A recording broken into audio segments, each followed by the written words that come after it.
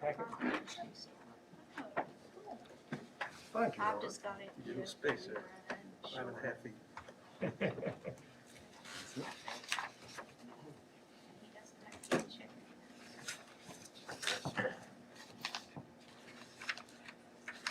Larry, do you want a pen? Yeah, better. I run out and left my little pouch. I know that. Loudon County Corrections.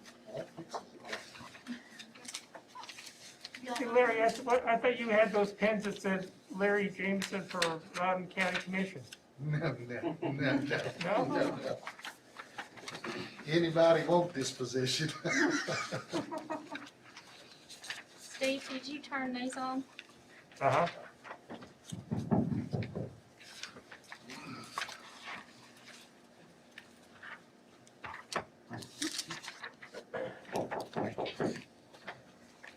Who's there?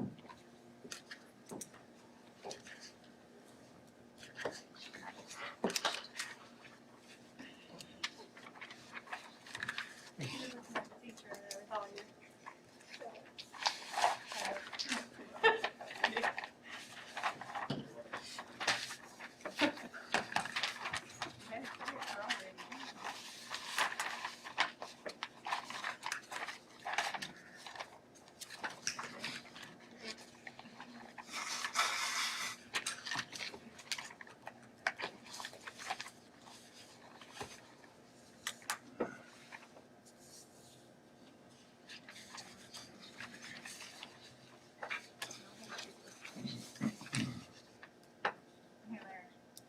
Refresh it. Oh, good, okay. Got it set a little high. Do you have the remote on? Yeah. Bring it down. How did I know he was?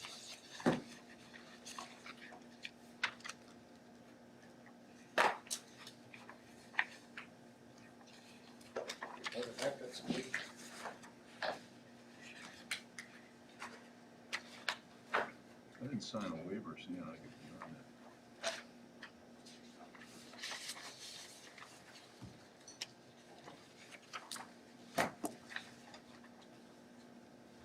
I sent Jared a message. And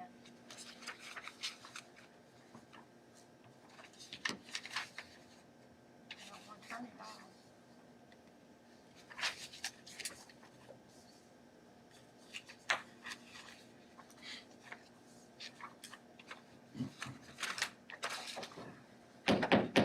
I'd like to go ahead and call the meeting to order. I'd like to thank y'all for being here and appreciate everybody masking up as they're doing and being safe and keeping everybody else safe. First item up on the agenda is the Pledge of Allegiance and invocation. Larry, if I could call upon you to lead us. Attention, salute, and pledge. I pledge allegiance to the flag of the United States of America and to the republic for which it stands, one nation, under God, indivisible, with liberty and justice for all. Let's pray. Dear God and Heavenly Father, it's again we come to you. God, we come to you as humble servants. God, we ask that you look down and bless this meeting, give us wisdom and knowledge and guidance that we might make smart decisions that would affect our county. Thank you, God, for watching over all of our armed forces, our police, our fire, and first responders. We can't do without them. We can't say enough thank you for those people. Protect them, keep them safe, and these things we ask in Jesus' name, amen. Amen. Thanks, Larry. Just Ben, real quick, would you like to introduce our guest? Absolutely, I'd love to. So this is Chris Holstrom, he's the CFO of Santec. He has been in on the conversations with Tim about this pending transaction since day one. And I wanted to bring him along at y'all's request to just have him elaborate on what he can on this pending transaction and answer the questions he can. So when we get to that, I'll turn it over to him. Appreciate it. Welcome. Hello, everyone. whatever you heard about Loudon County, I guarantee it's worse. Right, Adam? Yes, sir. Is that? Okay, first, or second item up on the agenda is the approval of the minutes. Could I ask a question, Ben? Yes, Since I sir. wasn't here, the note about you on the second page says the Samtec and Republic that's being reviewed by the Department of Justice. That's correct. Yes, Okay. sir. The pending transactions under We review. thought it might have been somebody else, but, all right, thank you. Yes, sir. Chairman Fields, I'm gonna say that a motion to accept the minutes, I think that, we get them in the email, that we should be able to be ready to discuss them. Okay, So, I'm gonna say a motion. Second that motion. Bruce second. so Kelly and Bruce second. Any discussion? I have a few things. On the first page, down there where Mr. Richard Anklin, expressed his concerns, that last sentence, he also stated that his concerns of an influx of waste coming, I don't think that's clear. I think what he was saying was he was concerned about an influx of waste coming in if Republic buys and where it would be coming from, which was the Atlanta area.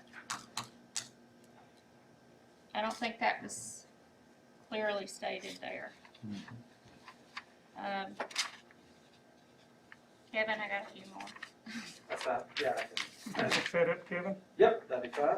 Okay, one other thing on page 2, Oh, I'm not through either, so, go okay. ahead.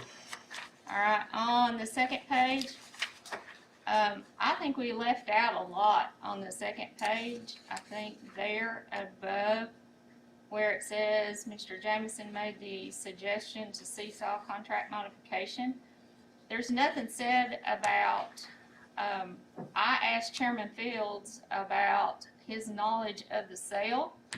There's nothing about that. There's nothing about him stating that there was a phone conference. There's also nothing about Chairman Fields stated that he contacted you, Mr. Stevens, about that discussion too. I think we just left out a lot of that kind of discussion we had there before Mr. Jameson made that suggestion to seesaw contract. Okay. So what I might suggest is perhaps Kevin can rework the minutes and submit it in for next month. That's fine, happy to do And that. if that, unless you think you can, I mean, I think I can, I think I get exactly what she's asking for, so I don't know that they need to be reviewed again as long as she's comfortable with. Well, I do want another copy of them for, Sure. With the motion being made, do we not need to move on the motion? Yes. This first, and then if it doesn't pass, we'll make another motion. so one other correction. Did you have anything else, Kelly? well, I was gonna see, is there anything else you think I left out? So one correction I had is sort of towards the bottom where it's, the sentence, Ms. Littleton Brewster requested Mr. Fields send an updated financial report about Poplar Springs. And it was really an environmental report. Yes, it was an environmental report.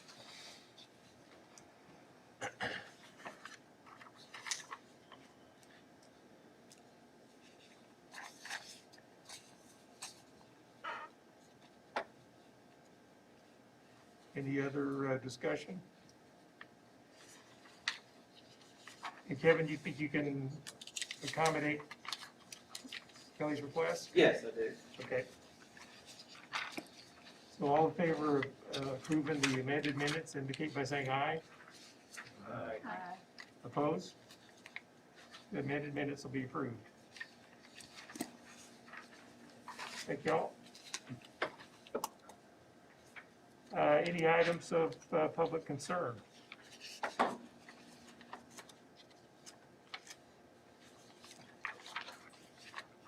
I guess since Mr. Chapman's not here, that may be a good sign, either that or he's back to working. Mary, what's your sense of how things have been lately? I went down Thursday and visited with them, and of course, let me put it to you this way. I have washed my truck less probably in the past month than I have in a long time. Too hot to get out there with a hose? They've not been out there with a hose. One of the things that, we got a great pressure washer in the ground. It does a good job. I don't know who else went, looked at it or not, but, Adam, Ben have done a fantastic job of getting that facilitated and getting it put in.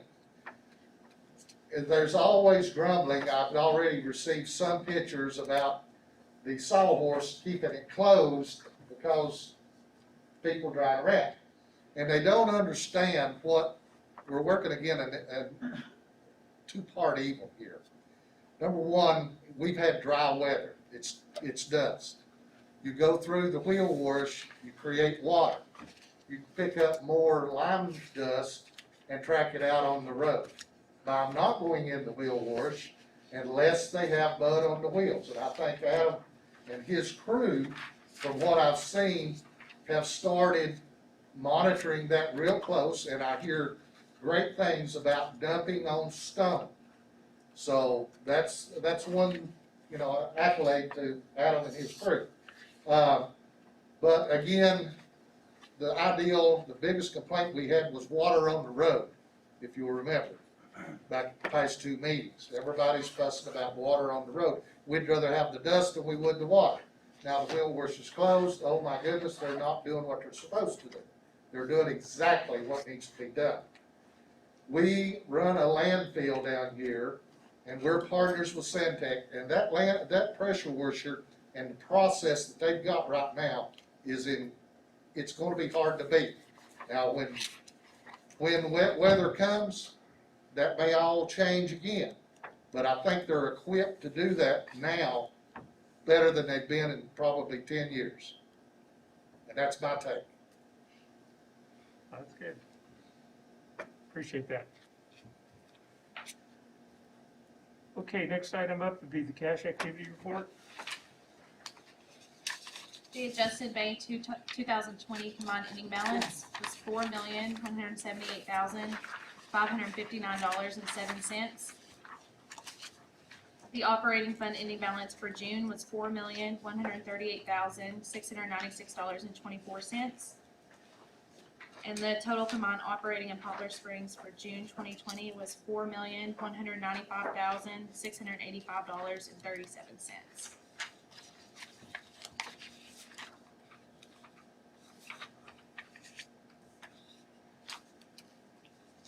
Right, it's on to, is there any questions on the operations? First is the tonnage report. Our daily average for a 30-day period is 364.29 tons. And our daily average for 22.5-day period is 485.72 tons.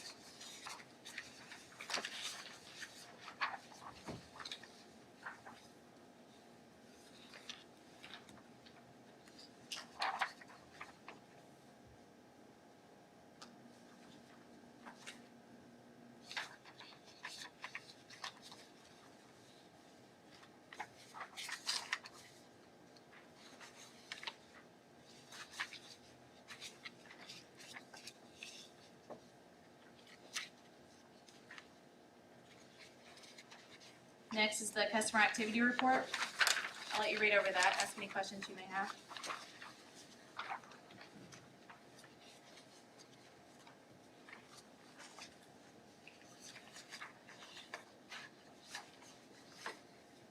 Any new customers or changes of note? Nothing new, no.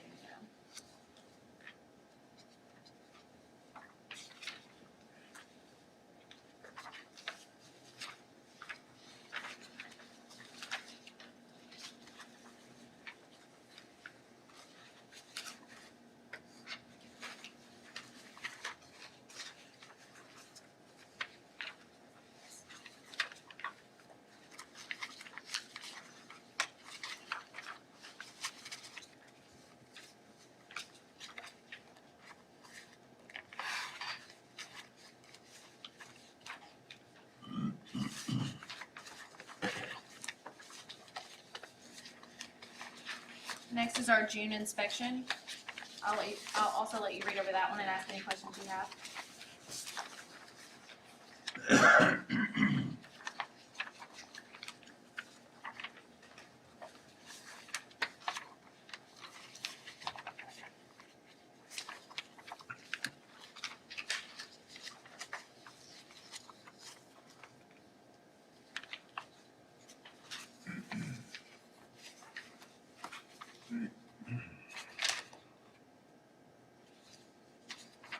Ben, do you want to talk about the AO or the V1? Yeah, so you'll notice on page 4 of this inspection, there's a V1 for leachate observed at the site. Due to COVID reasons, the inspector has been driving himself, and we've been following along in a trail vehicle to answer any questions he may have, shall they arise. Once the inspection is complete, they typically come back to the scale house and give us kind of their observations and any comments they may have. This particular instance, the scenario is exactly as I described, except the inspector did not stop at the scale house. He continued on out the gate. So, by default, we anticipated he didn't have any questions.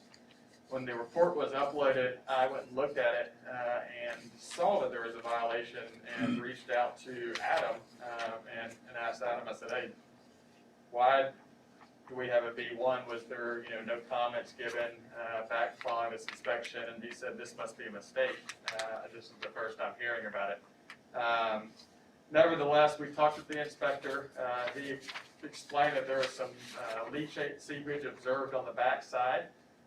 Acknowledged that he did not communicate with us. And we also asked him, typically all of these type situations, there's some sort of conversation, there's some sort of warning, and then if it is a continued offense, it goes to a V1. It went straight to a V1, and I asked him, or Adam asked him, why is there no documentation to support this? There's always comments, there's always pictures. And as you can see at the top of this inspection, it says see disclaimer on the last page, and there is no disclaimer. So long story short, the issue has been addressed, it's been corrected, the state has pictures. It was corrected the day we found out about it. The inspector apologized for the lack of communication, and we will take this as a lesson of being proactive to ensure that during these crazy times, we're making sure that he does not leave the gate without talking to us first. So apologize for that, but again, it has been corrected and keep it moving forward. So. Then what is the nature of the correction in that kind of a case? Do you want to speak to that? We went, it's just a wet spot. It was, we went back and repaired it. What you do, you dig down a little bit to try to get the water to go back down. Typically, when it's coming out in that one area, it doesn't mean it's coming out there. It could be 50 foot up the slope and it's just finding its way out there. So what we did, we went and put it back down into the trash in that particular area where it's coming out to seal the leachate inside the landfill. In these areas that he was talking about, it was a wet spot. It wasn't like a full-fledged runoff. So, but the area was fixed way before that I found out we even got a violation. Because it was not of my knowledge that we had a violation. Is that area, since you fixed it, has it been long enough to see the results of your? Yes, sir. And it's no longer coming out there. Okay. Not saying it won't come out somewhere else, but it's just a process we have to fix. So one thing, Adam, since you're kind of, new here again as far as the landfill and our waste streams have radically changed from in the past. One of the things, we used to get these seepages in the landfill quite frequently when we were accepting a lot of the Tate and Lyle sludge and also all the Kimberly-Clark waste. I was here then. And when we had our slope failure, essentially we had too much waste and a little bit too much moisture in there. Again, the waste mix that we're having right now is way different. And, this is the first time we've had one of these seepages come up on an inspection for, might even be a couple of years. It's been a long time. It's been a long time, so, things have radically changed, but I just encourage you to really, keep an eye on that and, Yes, just be mindful. And appreciate your efforts. yes, sir. Any other questions? Okay, I guess on to the contract modification. Where would you like to start? Any questions? I'm gonna or- finish up the She wasn't report. finished. Yes, sorry. Sorry, go ahead, You're fine. I jumped ahead. Next is the materials classification report. MSW, we had 9,242 tons. Special waste, we had 1,142 tons. We had 545 tons of sludge. Our total material was 10,982 tons. 85% MSW, 15% special waste, and 5% sludge.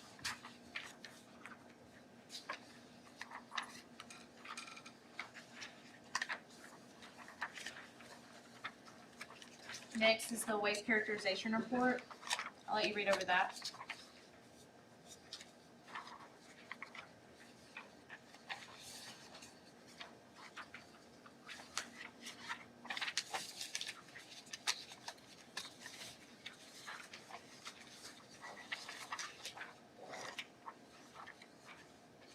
Next is our tire report.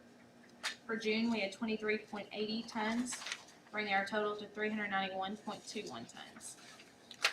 On the tire report, Ben, you done some research on question from last month's meeting about tire sizes Yes, and sir. stuff. Would you share that with the commission? Absolutely. I think the question last month was, is there different prices for different size tires?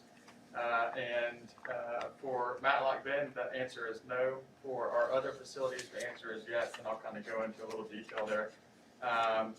Semi tires are $5 at our other facilities. Tractor tires are $200. Every tire that comes across the scale at Matlock Bend is $1.25, and that's it. Now, the reason for the different size tires typically is they require additional handling. Large semi tires are hard for a specific individual to get in a trailer, and tractor tires will not go into a trailer without assistance. And I'll give you an example. We had a skid steer or a U-Haul truck this past month come in with 6 rubber skid steer tracks. The reason we charge $200 for those things is because that individual did not get those out of the back of his vehicle by himself. We actually had to get a piece of equipment to lift those 600-700 pound tracks into the trailer. The reason for the $1.25 is we're charged disposal on those tires. We're charged rental for that tractor trailer monthly, and we're charged transportation. So the $1.25 merely offsets that cost to provide this program for the county. So does that answer your question, Larry? Did you say you charged him $200 for the? So we do not You here. didn't? Okay. We do not here. Now, that is obviously something that, probably needs to be discussed at a later date, just because of the sheer handling it takes to get those things into the trailer. And again, this is not a revenue generator for Santec at all. This is solely to offer the program to the constituents and stakeholders of Loudon County, and to allow us to cover our cost of the labor, the tractor, the fuel to go over there and get this stuff into the trailer. So again, that probably needs to be a discussion at a later date, but just so you all know, right now the price is $1.25 for everything. In terms of the tire mix, I'm assuming you probably do get the odd semi-truck tire, but, I mean, when was the last time you got a big, like a tractor? Or In the last week.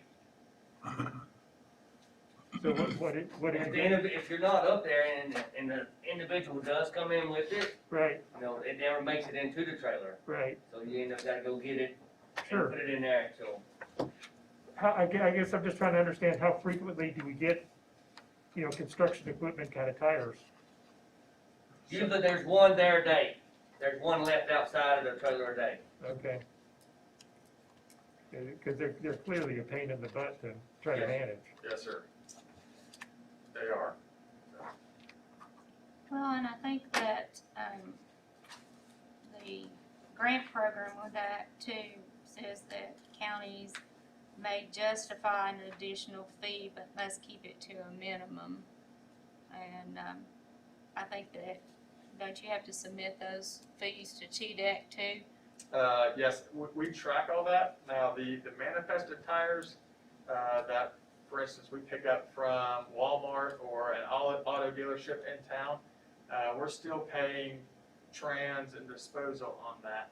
At which point we are charging the county $1 per tire, which is less than the $1.25, to offset that disposal and trans cost.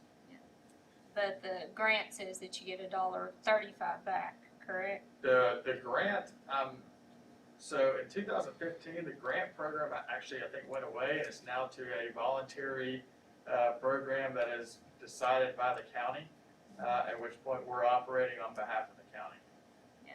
But do you get the $1.35 back on each? I believe the county gets the $1.35 back from manifested tires. So you guys never see those? Not to my knowledge. I can double check You on might that. have to double check that, because I'm thinking Okay. you guys get reimbursed. Yeah, I for believe you that. do, Okay, I'll yes. double check on that.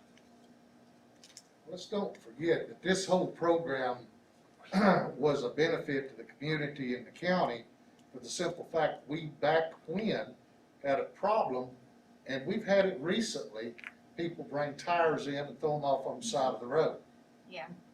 And we've had, Had roads closed because of that. yeah, that's exactly right. And so, the $1.25 is a good number, but when you get into larger sizes, we do need to visit that. Yeah. So the way the program's supposed to work is when a new tire is sold, this would be a passenger car tire or a pickup truck type tire. I don't know what they do for semi-truck tires, you may know that, Larry. Oh, I can tell you that.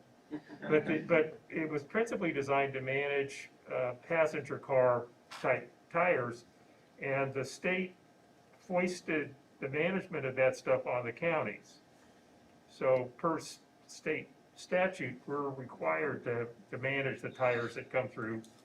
And since it was such a pain in the butt for us, we foisted it on Santec as part of their contract obligation to take over that responsibility.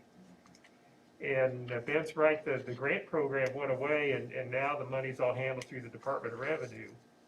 And the county gets reimbursed based on tire sales in the county.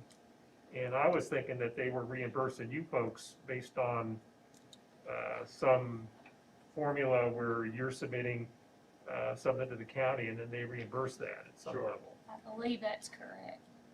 And then in terms of the extra fee, the state allows you to charge additional based on whatever your costs are.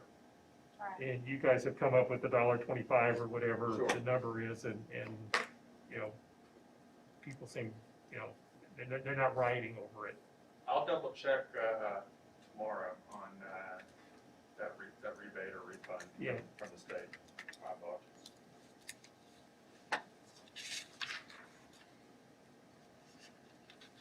Okay, Next is the airspace utilization schedule. Our full date is January 2024, and our average tonnage for the past 3 months is 10,396 tons. Our host and security fees, our host fees are $10,873.21, and our security fees are $13,728.80.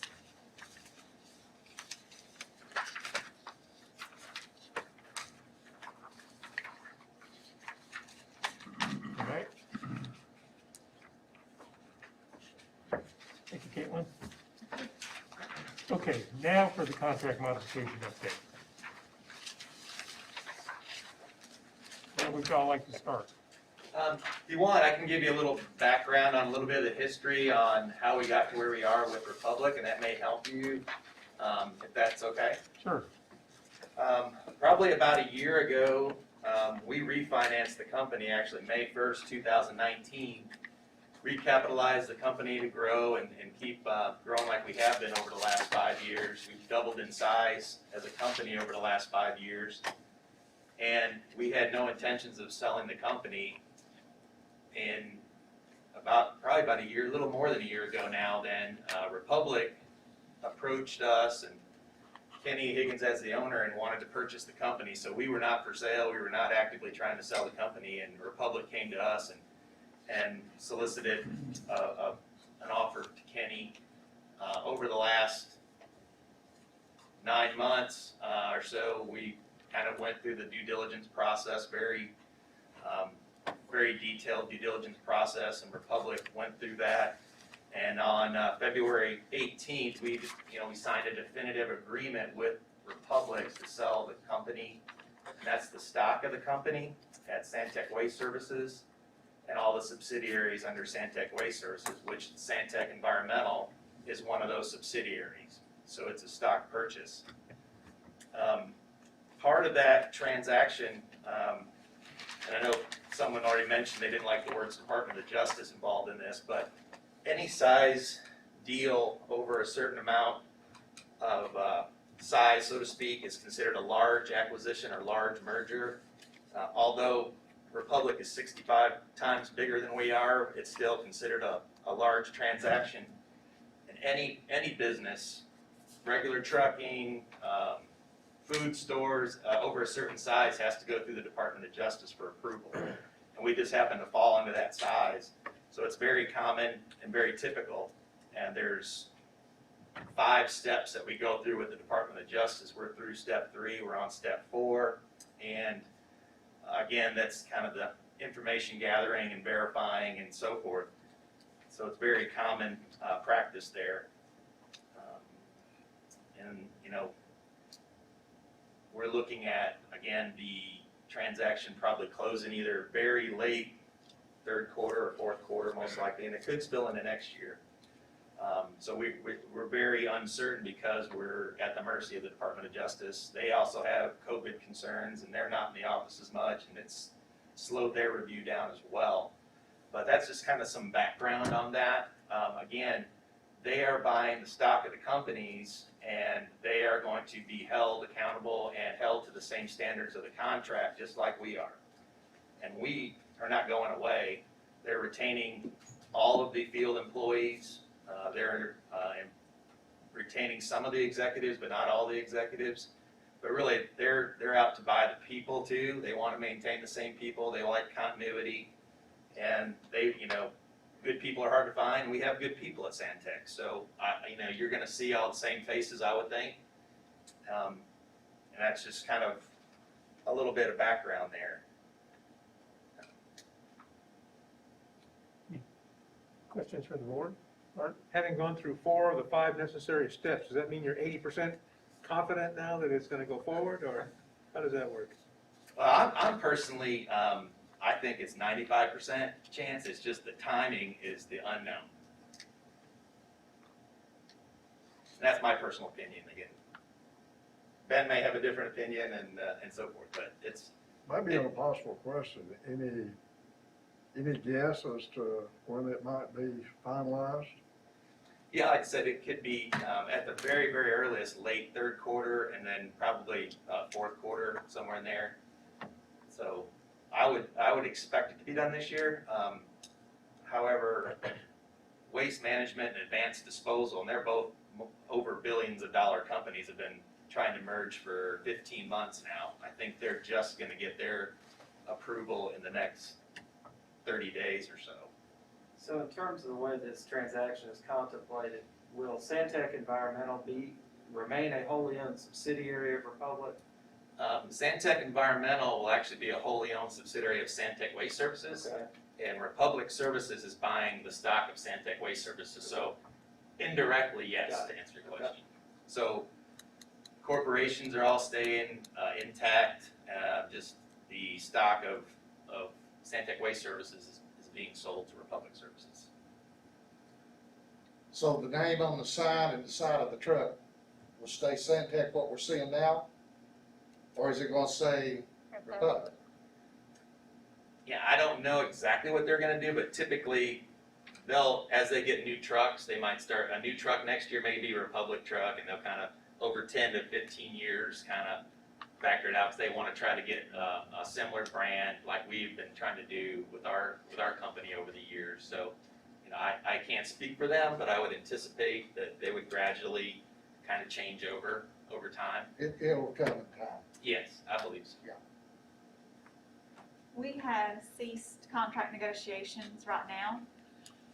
If we resume those, what will be the process with Republic? Because I do understand that they have received our amendment thus far and approved that, but what about going forward? So, as the other part of the Department of Justice related, we can't talk to each other about that kind of stuff as far as competition goes. We have to operate as two separate companies. We have to be in competition with each other and so forth. So they can't come and speak with you, and they can't negotiate with you while they don't own the company yet. We can, again, if this agreement is signed today or tomorrow, just throwing a hypothetical out there, they would have to honor the amendment when they buy the company. And they have told us they are fine with the amendment. But you all still have the power to approve the amendment.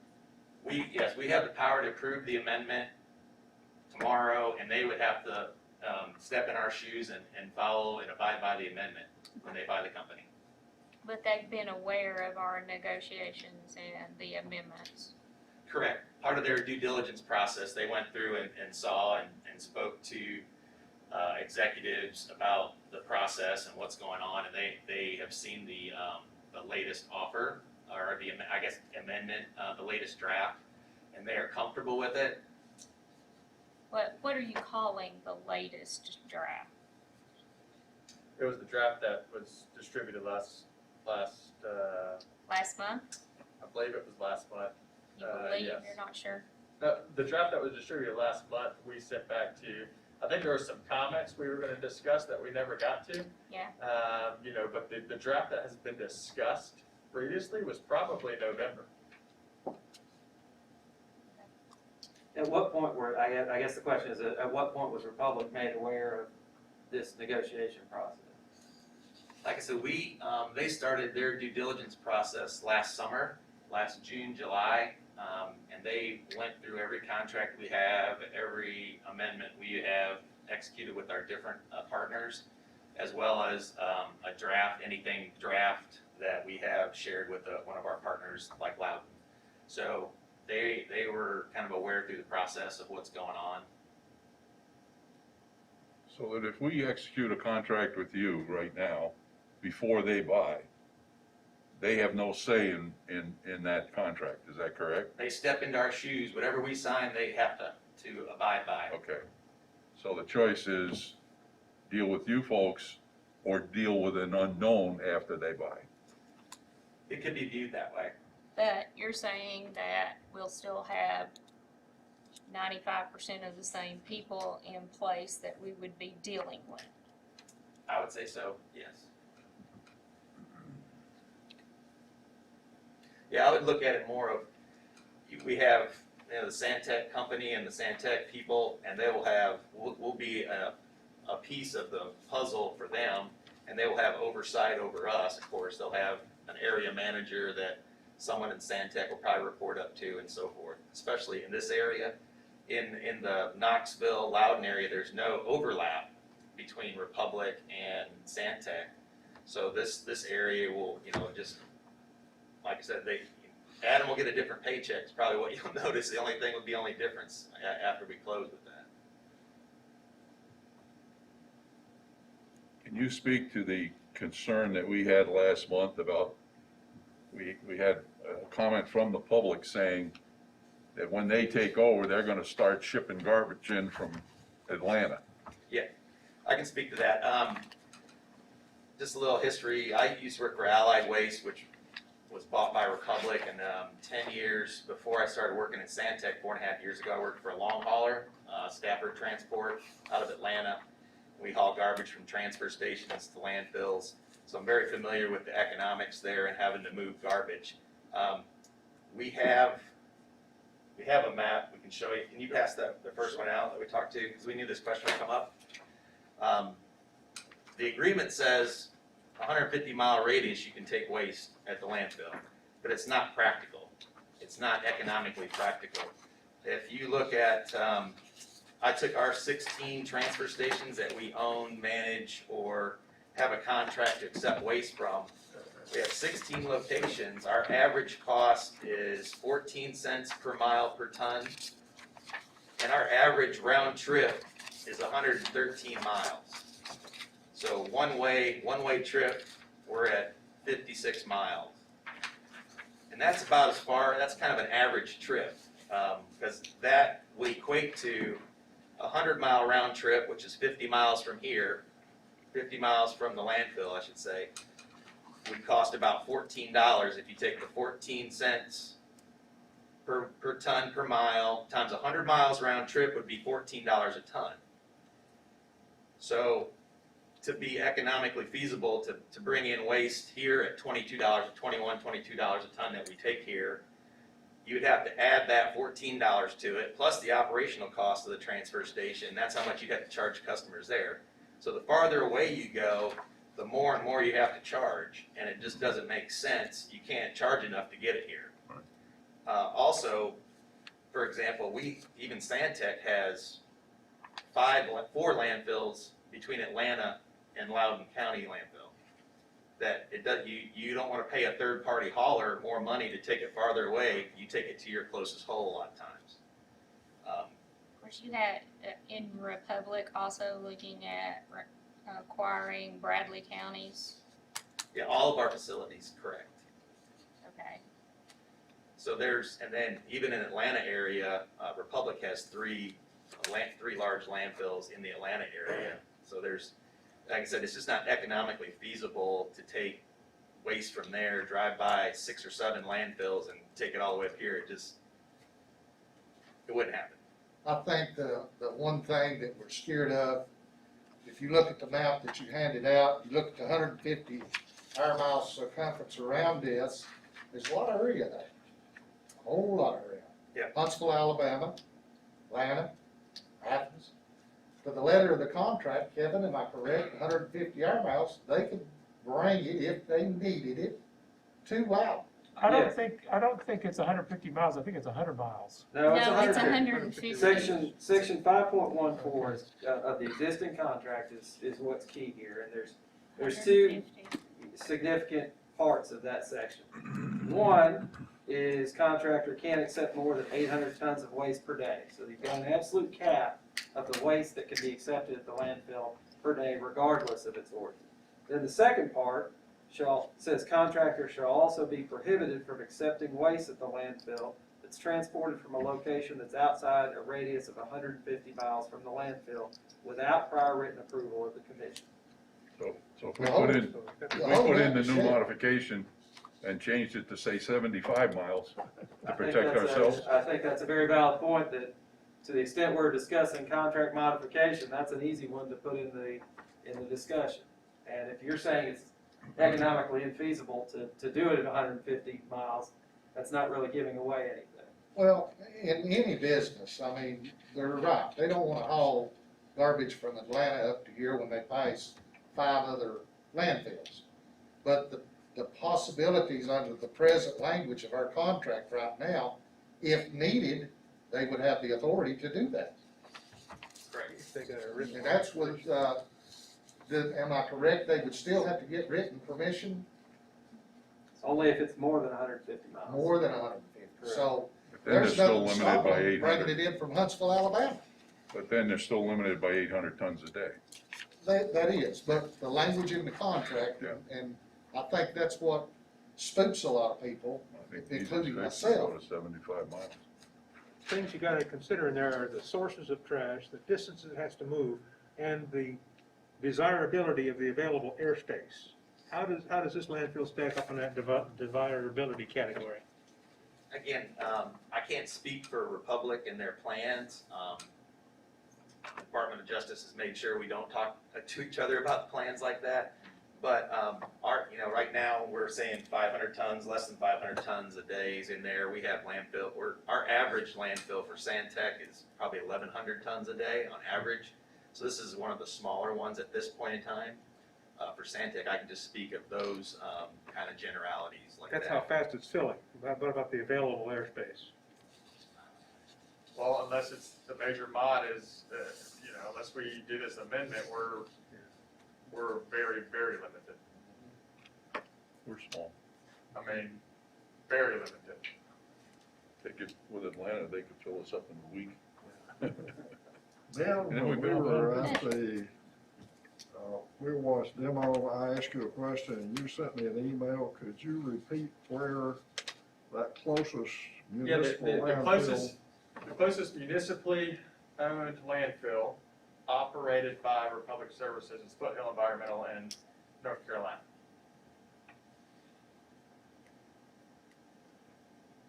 Repeat that? It is Foothill Environmental in North Carolina. Where's that located, close to? It's, I think it's kind of a, Charlotte area? kind of central, Well, it's central close to west. Iowa, but It would probably be the Asheville area, I would think would be kind of closest. yeah, it's not that far away.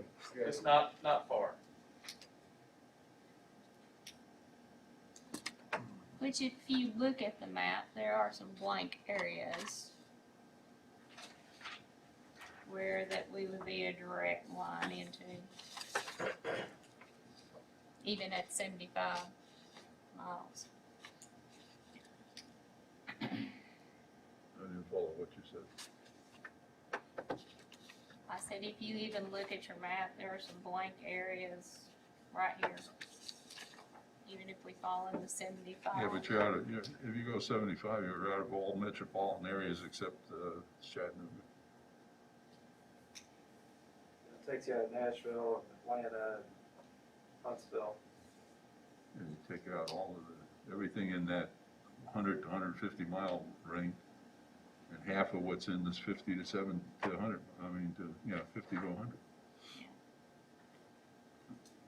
But you're also swapping the ins and outs, because then you've got all these little counties that you can begin to fill up. But we're already there. We're just Yeah. gonna squeeze it down. Have- But I understand what he's saying. I mean, and I made that comment last month when our public speaker, there's a cost to moving it. And at some point, it becomes prohibitive to move it all the way up here. And basically, that's what you just said. I mean, Yeah, that's what he said. At least currently, yeah.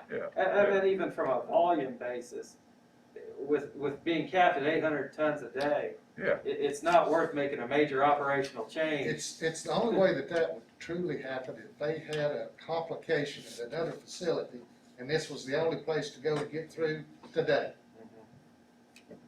That could happen. I mean, the comment was even made from the floor last month about train loads. Well, there's no train siding, nothing here in the county right now.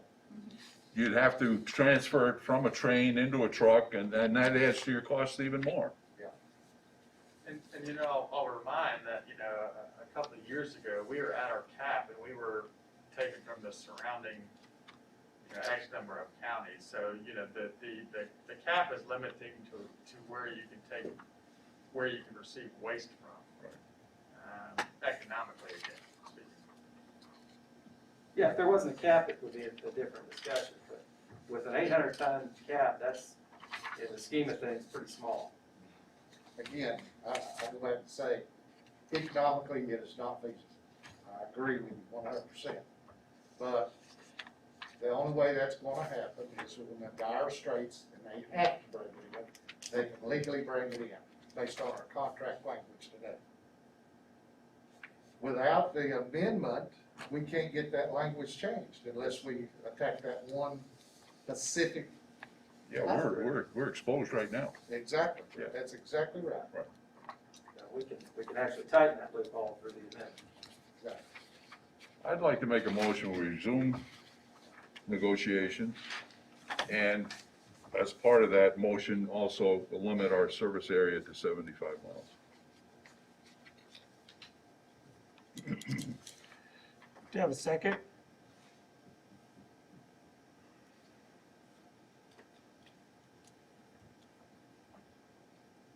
Anybody?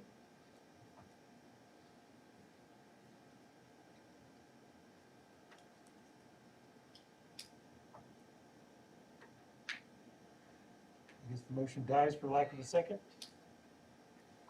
Well, I'm willing to second resuming negotiations. You said 75 miles? Reduce the service area to 75 miles. Does that eliminate any of our existing customers? I mean, there is one metropolitan area that you would not have to pass a landfill to get to in this map. If you look at the 8 sites between Republic and Sandtech, and that's Knoxville, which is we're already receiving waste. So, I mean, you know, any other major metropolitan area you're gonna be pulling waste from, you're going past a landfill that we operate. Not one that is publicly owned or a competitor operates, we operate. And if this pending transaction goes through, there'll be four more added. But to John's question, in terms of if we were to change the radius, the operating radius, I mean, right now, in the monthly, or the quarterly origin reports, I mean, we're getting waste from Knox County, Roane County, I think we get a couple of truckloads out of Ray County. It's really just it's the adjoining counties, which is well within that 75-mile radius. I'm not aware of, in recent years, of any customers that we've seen on our reports that were beyond 75 miles.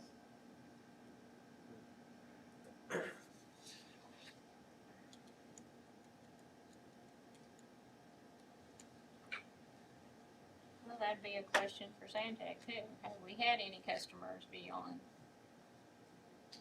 Again, the economics don't support it. I mean, no, not to my knowledge. Not to your knowledge.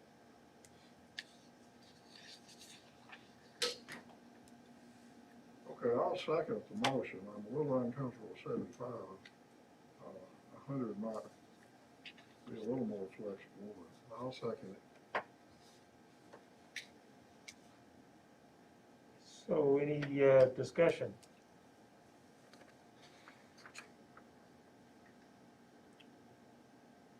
So is there a direct relationship between that 14 cents per mile kind of a thing and general costs? That's just an average, and we pay a third party to haul our waste today, on average distance and average, the longer ones are a little cheaper, the shorter ones are a little more expensive because you have the trailer cost, you have a fixed amount of trailers they have to buy and tractors and so forth. Talking just But that's 2 on pennies? average that we pay.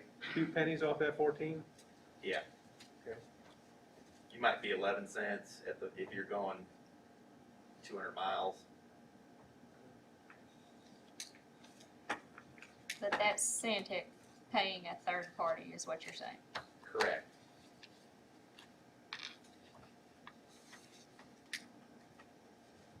Well, my discussion is, I don't know if I'm prepared to open up new negotiations. I understand what you're saying, but I don't know if I'm prepared to open up new negotiations until I have a discussion with my commissioners. So we got an appointment, I think, on the 20th for the workshop. Yep. Monday. What constitutes the final step in our part of the negotiation? Would that be approval of the final plan by TDEC? What is the time lags here that we? I mean, we need to, I think we, the board and Sandtech needs to come up with an agreement that we both agree on 100% of the language. Realistically, we're still probably 3 steps away from somebody putting pen to paper. You know, those people in this room, this commission and Sandtech, we're never in a position to finalize language. We got close, Right. but that language was never finalized and accepted by either party. So that would be the next step if negotiations were to resume. What constitutes that final stage of done? It is done then, so that it could not be manipulated thereafter. Once the agreement is executed. Okay, so we don't have to wait for TDEC's approval of that site plan or something? The only thing TDEC is gonna approve is the major modification, Right. which is, you know, it's part of the overall process, but they're not gonna review or approve the contract. So, yeah, the way I see the process going is, once we have a language that we, the board, agreed to and Sandtech agrees to, then it goes to the stakeholders and get their concurrence or approval or whatever, but we've gotta have something that we wanna bring to the stakeholders to get their concurrence in my mind.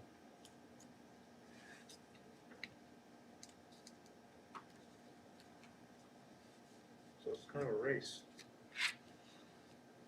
Well, I mean, How fast we could get approval on everything here versus how fast it goes through under the old contract of the Department of Justice.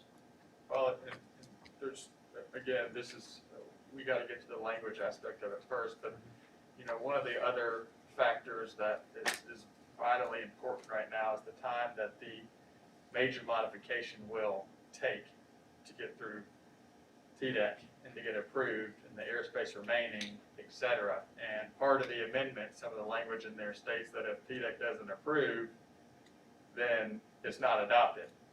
So, you know, at that point,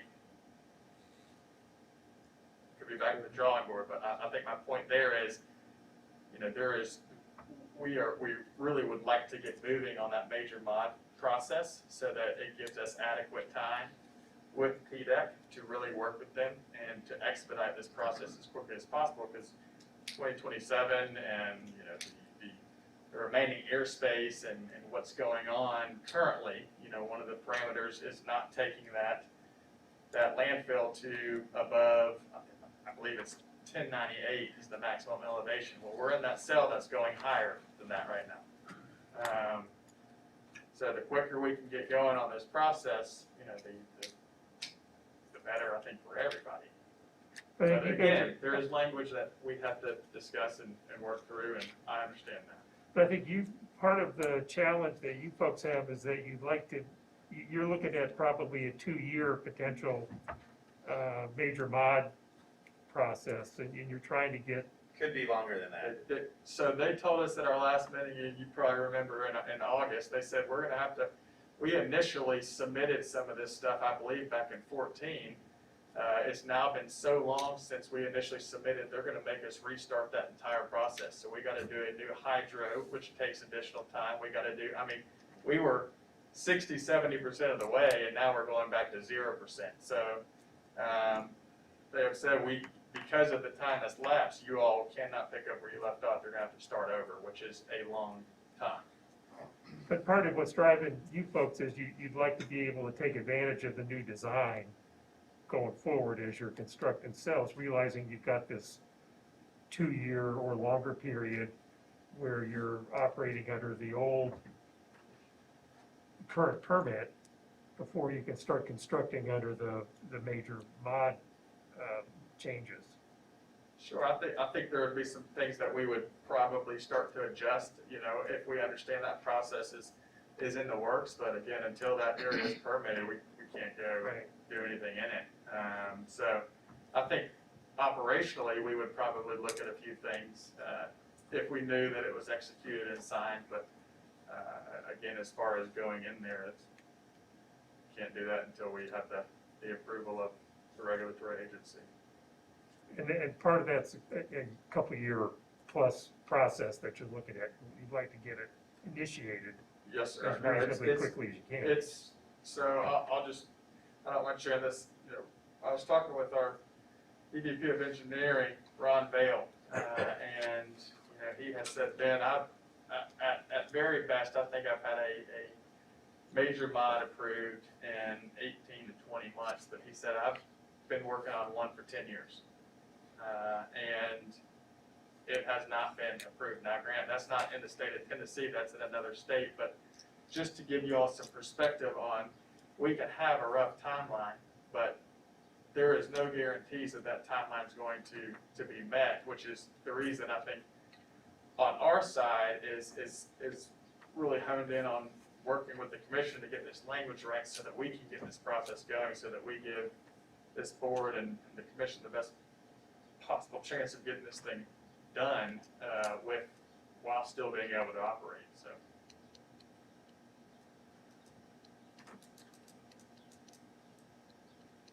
I'm not sure I see what we've got to gain by continuing to put this on hold. Unless we think Republic's gonna be, Well, it's, offer a better deal or something. Yeah. And I don't think that sounds very plus, likely. plus the fact that we're exposed to this right now, we're exposed to 150 miles. And the only way we're gonna change that is through a new contract. Correct. Yep. And the other, maybe this is the time, Steve, do you want me to hand out what the piece of information we were talking about? Sure. And we're kind of getting. How many years do we have left on our contract? 2027. 2027. So Basically 6 years left. here, this is something that kind of we talked about it a long time ago, but this was something that we thought would be good to bring back to the discussion, is just looking from a pure liability standpoint. You know, what we're looking at, if we do nothing and just say, close it in 2027, and we're not going to agree to any modification. And again, these are projections and estimates, but I think give a pretty clear picture of 2 copies? sure what we're looking at, and this, and I'll let Steve jump in, but the bottom line is. Check through something. Okay, sure.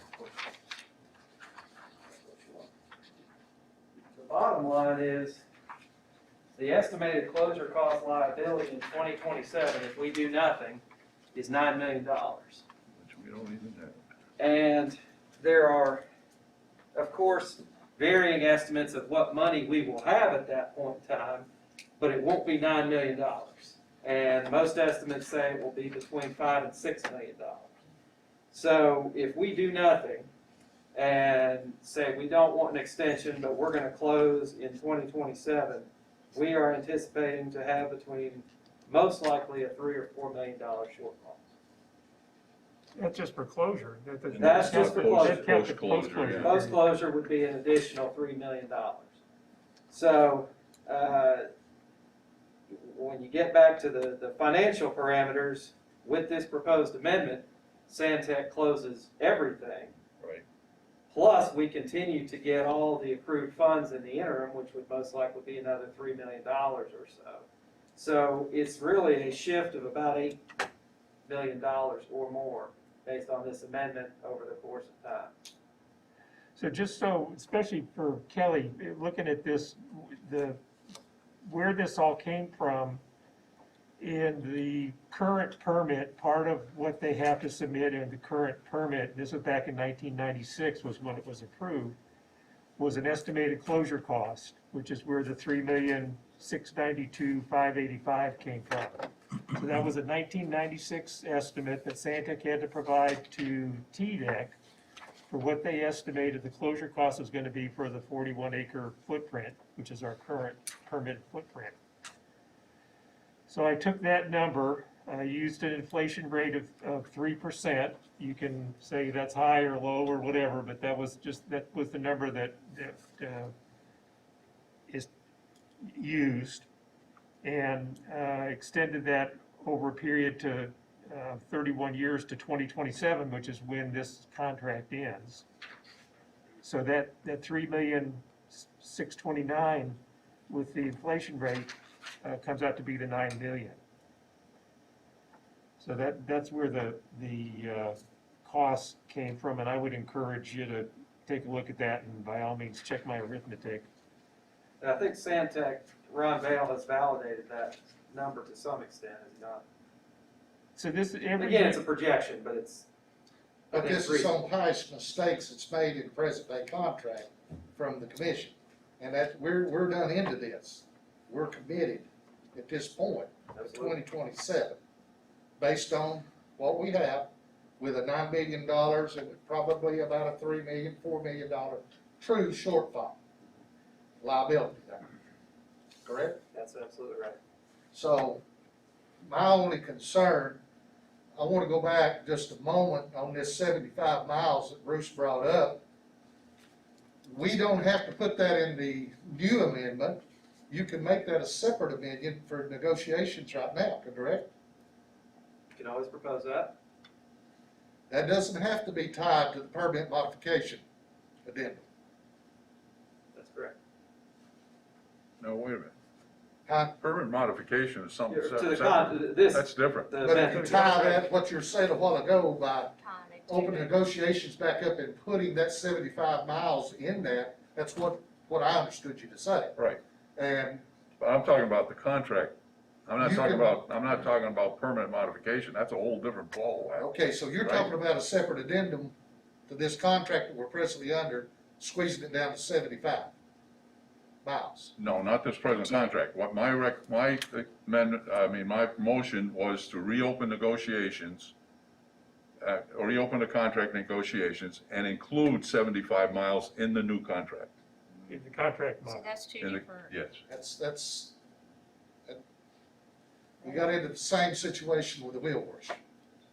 It run the same. Exactly. But Kevin, you can confirm that it's 150 as it Yes. stands right now. As it currently stands, it's 150. What he's trying to say though is on our current contract, we could make an amendment to it right now, Addendum. or addendum to it right now for 75, and not tie it to all our new negotiations. If we tie it to our new negotiations, they can come back and negotiate and say, Right. nope, we don't like 75 miles, we want 150 miles. And in my line of thinking, if that was not a bit feasible, financially feasible to do that, they shouldn't have a problem with 75 miles. Right. But I don't want it tied to the extension, the amendment for an extension, contract extension, in my opinion. In other words, what he was trying to say is we needed two separate. In other words, would you like me to modify my motion to just say we resume contract negotiations? Period. That's a deal. I mean, I to would like me, to it's- modify my, Withdraw your original motion. withdraw my original motion and make a new motion that we resume contract negotiations. And I'm okay with seconding that. Okay. So any discussion on that motion? Any additional? Can I ask a question? On the resume of contract modification, then we would go back to work on language, is that what I'm hearing? Yeah. This language, Well, whatever we have to, well, we were at that Yes. point. yeah, Yes.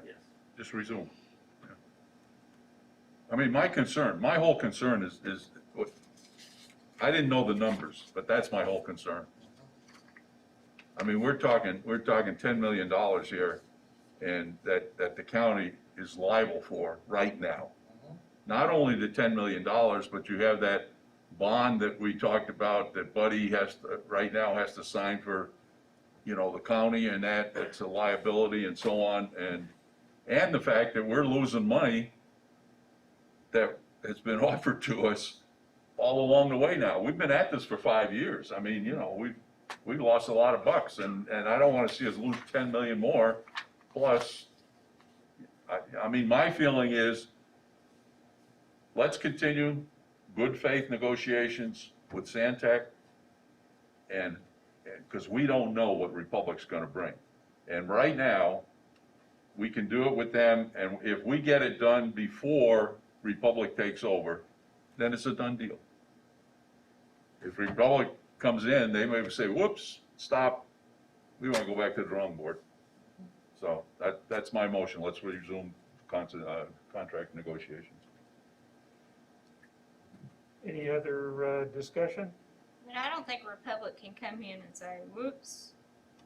They have to Well, if we go don't have on. a new contract in They place, sure they can can. just say we're not, they can't put aside what's there, but they could just say, we're not interested in negotiating. Right, Yeah, and then we're liable for $10 million. oh, we got a $3 million shortfall, yeah. No, it's not 3 million, it's nine, whatever that number is, I can't read without the glasses. But that That's don't not- have that's the, what we not- have in the bank. We have that in the back, but then you got the post-closure too. Yeah, and then you got post-closure, another $3 million in post-closure. So you're $6 million short.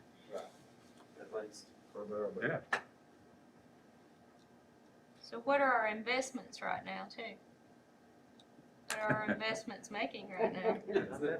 0 point. Zero? Zero point. 0.0? It's not enough to get another $6 million. Not enough to worry about.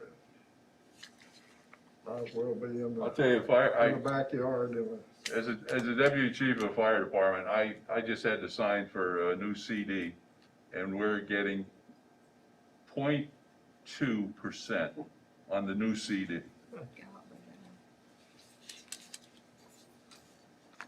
Any other discussion to the motion to re-engage negotiations? You want to do a roll call or just, I think you need a roll call vote. all right? Larry? Yes. Levens? Ken? Yes. You got Tammy? Yep. Mine's no on the fact that I really need to take this to commission first.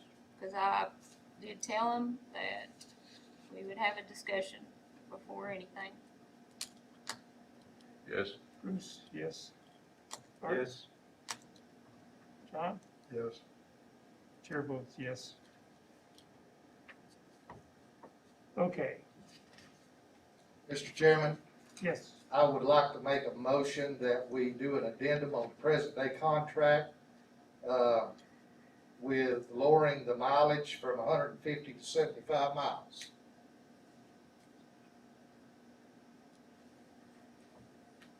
I'll second that. Kelly, is that you? Okay.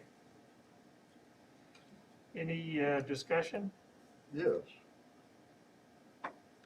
I don't oppose, I think we gotta do something. The current contract, does it have the 150-mile Yes. circle? Yeah, that's what. So we can't just change that without negotiating with the Yes, other we can only propose it. We can't We can't change I mean, it, it's we just fine propose it. unilaterally Say change. that motion, but we're not, that, don't make it done. Right. Right. Okay. Alright, What's the advantage of having that happen right now versus changing the other language associated with that contract? It could be very vital down the road in the negotiation and in the extension if need to be. Well, I think it would have to be put into the extension also. If you're gonna have it in do it to the original, you better have it in the extension, Well, otherwise once you it's- revert back to what, actually, there's nothing in the new one right now, right? It would keep the same, It keeps the Section same five. language. All right, okay, 150 all right, is all there. right. So either way, it would get in there. Right. Okay, all right, problem. Any other discussion? Well, I kind of think the economic drivers will override any decision we make on 75 versus 150, but I can go along with the 75 if that's a general consensus. This is Again, protection. that'll have to be negotiated, Yeah. so Well, we would, it's just our number. right. I think the way that works, Kevin, explain that. You request an addendum from the commission, and that's presented to Santec. correct. And Santec can go along with it, have discussions, do whatever they want to do.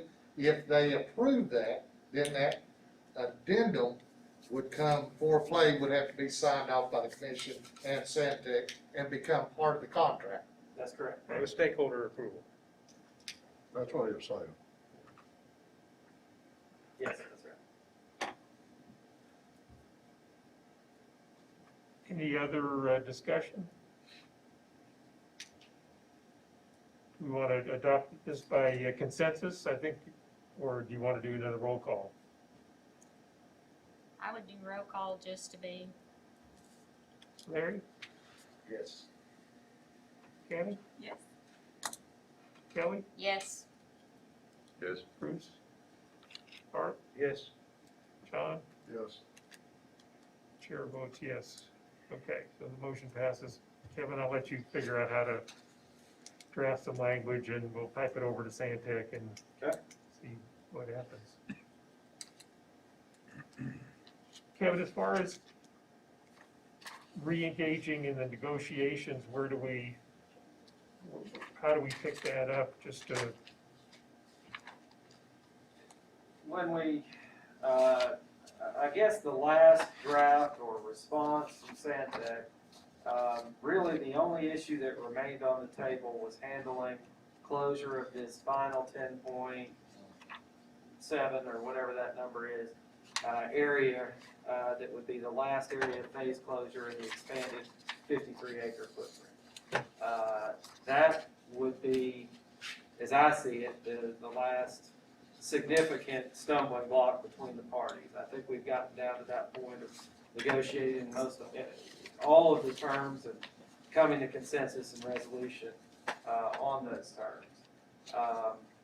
So the response from our commission has been very clearly that if Santec is wanting this extension, that they will have the opportunity to fill all 53 acres, but also will need to close all 53 acres. And that entire obligation will be a bonded obligation. And that's been the direction very consistently from this commission from the beginning in these negotiations. And so I think that's the message that has to be delivered back to Santec. so do we need to recraft whatever the last piece of language was and shovel that back for Santec's consideration? Is Yeah, that I'd take one last look at that, send it back to Santec, And and this tell will them that have, that's, this will have to be in the mix too. well, that's a separate proposal right now to amend the existing contract. Right. You know, Steve, I don't think we ever got to discuss, I mean, because when we came back to that meeting, we had a draft based off your comments on closing that 10.7 acres. So, you know, it was very much received by Santec that you all want us to just close that 10.7 acres, and there was, you know, some discussion that we never got to last time. Right. You know, and some heartburn we had with that. With closing the 10 acres? With the 10.7 acres, the final 10.7 acres? Yes, because you look at it from what's gonna be constructed, the volume that will be filled in that area. Whoever follows us will be using that 10.7 acres as a piggyback. But you're closing, under this scheme, you're There's closing no- it. There's no, under the proposal, there's no guarantee that anyone's gonna follow it. Right. Well, and the thing was, if the commission decides to stay in the landfill business, or if they decide to get out of it. We have said, if the commission gets out of the landfill business, we will close that 10.7 acres, no questions asked. And I think that's what we're leaving it, period. No questions asked. But if someone follows us, who's gonna piggyback off that, we have said that we will not close that 10.7 acres. But I don't think you're gonna have a choice in it. You're gonna be filling the 10.7 acres and you're gonna be closing it. And then we're gonna do whatever we're gonna do afterwards. Okay, well, Unless Kevin, make sure I'm not sticking my neck through. That's been our position.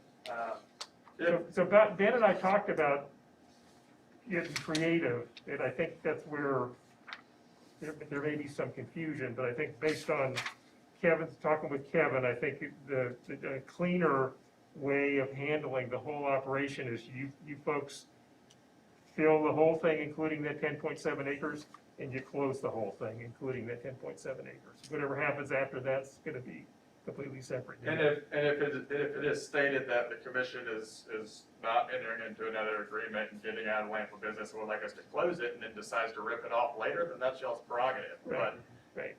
voluntarily, you know, if you're going into a new agreement, who's gonna operate on that 10.7 acres? we're You not guys are gonna- gonna operate in that 10.7 acres and you're gonna fill it, and you're gonna close it. Kevin, if I'm, That's the easiest way to address it from my perspective. I think it was just, we were trying to make it simple and not get overly complicated. Sure. I think there's some language in there that says, you know, a couple of years prior, you'll give us written notice as to your desire to close it. And if we Well, clearly, if whoever's on the board is happy with what's going on and they want to stay in the landfill business, the smartest thing to do is negotiate something with you folks before you close it and go into whatever's gonna happen next. But, you know, that's not gonna happen till, 2030 or something like that. But that was the last language essentially that we had proposed. So if we can kind of refocus our discussion back to that last language, I think we can get very close. But again, I think where we ended up was to keep it simple. You guys fill that last 10.7 acres and you close it.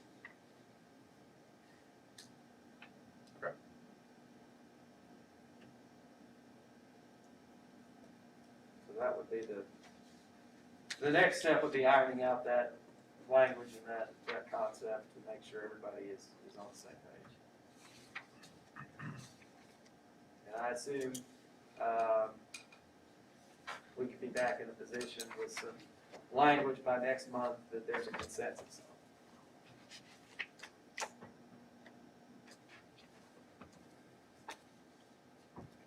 So is that- At that point, that's when we would have a motion to preliminarily approve it and then take it out to the stakeholders.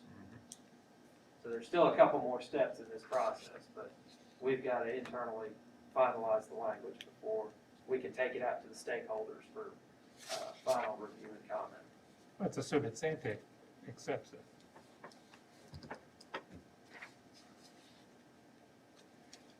Any other questions, or discussion from the board?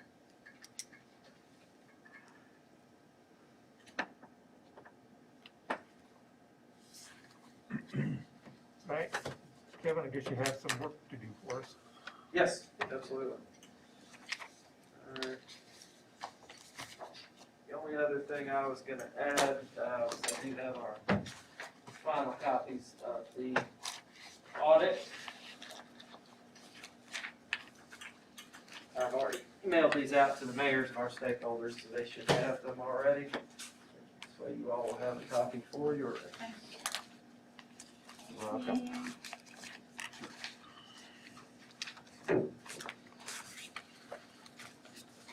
That's something here too. Yep, I do. Thank you.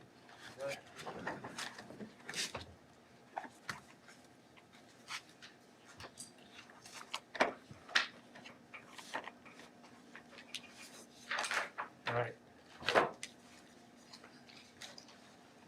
Anything else for us, Kevin? I think that's all I have right now. Okay, a couple of things I've got. I've got an invoice for Kennedy Montgomery for last month for $2,500. I'm assuming that's okay to pay. Did he do anything? Is it last month as in June? And then I've got another $53.83 for our employee for payroll taxes. Fire me. Fire me, please. Throw me in the drive. The other thing I have, if anybody's suffering from insomnia, I have a copy of our semi-annual groundwater report. So if Art's stuck in his head, he doesn't want to look at it again, I don't blame him. And there's an electronic copy on the website if you want to see it on the website. I'll check the website. How many trees they had to kill for that? I don't think I've got anything else. Do anybody else from the board have anything? John? Yes, this is terribly late, but I noticed, and I wasn't here last month, that might be the problem. I noticed that the TVA ash is stopped apparently. Is that temporary, or you expect that to be the way it is now? I'm fairly positive the job is completed. I did not run last Okay. month either. Yeah, that was just a temporary job to start with. Yes, sir, it was just, Okay. just an event work, just did a great job. That answered my question. Ben, do you want to go over your operating report? If you would like to, I mean, Or just real quick, I guess? I think it's, you know, the operating report is pretty,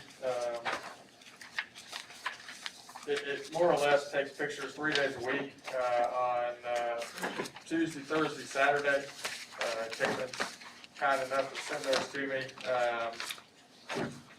And it takes we take pictures from 4 different areas, you know, what the gravel looks like coming down, the gate to the right, the gate to the left, and then the center line exiting.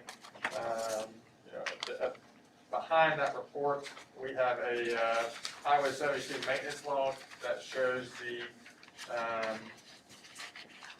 when the highway was swept. You'll see that washing is non-existent right now, or very limited to only rainy days. And it shows the employee initial next to it, and you know, what time that was performed. So we try and do these just to keep ourselves honest more than anything. You know, if I'm sitting here looking at it every day and we know that it's going in these packets, it remains a priority and what we want it to do. So 2 other things that are in the packet. One's a copy of the letter from Tim, kind of laying out Santec's situation with the Republic purchase, so that way it's part of the record and it'll be part of the record. Ben, do you want to talk a little bit about the tipping fee change? And what I'd ask you to do is next month, bring a schedule of the tipping fees with the old rate and whatever the new rate is for the customers. Sure, and I can give you that verbal, but also bring it, so the CPI is done every July, and over the past couple of years, it has not been passed along for various reasons. I think, you know, in an effort to really work closely with our partners, we decided to, you know, just skip a year and move to the next. But the CPI adjustment this year is 0.118%. So on the gate fee, that'll be 2 cents.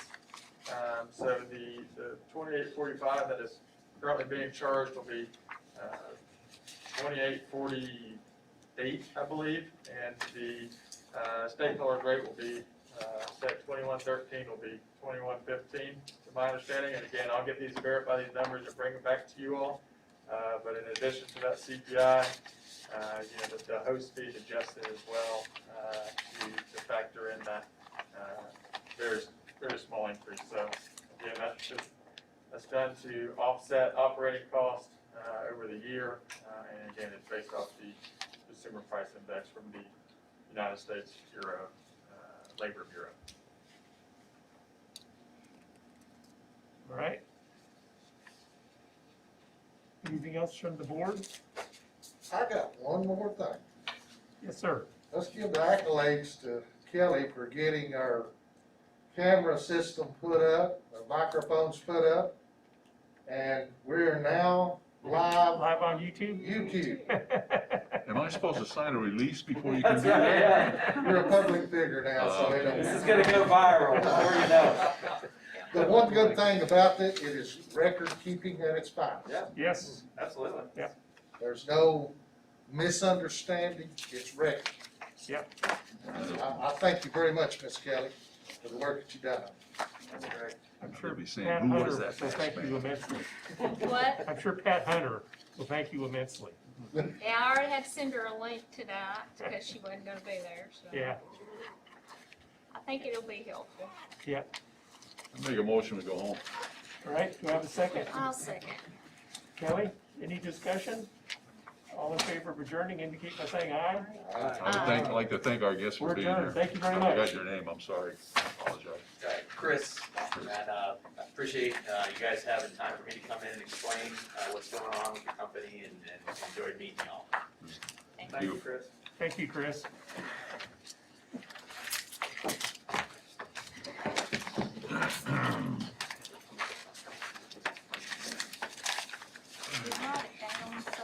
Did you? And I told him to zoom it in some more. It looked good. Looked good. I was wondering if I could home for a minute. Are you just gonna be there for a minute? I'm gonna see if Sean's out there. Okay. Thank you.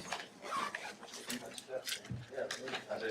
I'm glad it's on my phone, we're gonna sit down here. Try to come prepared. Meeting material? I'm gonna call him and see. I'll be over there in just a second. Okay. That's okay. Or Miss Pat might take it. What's that? Reading material.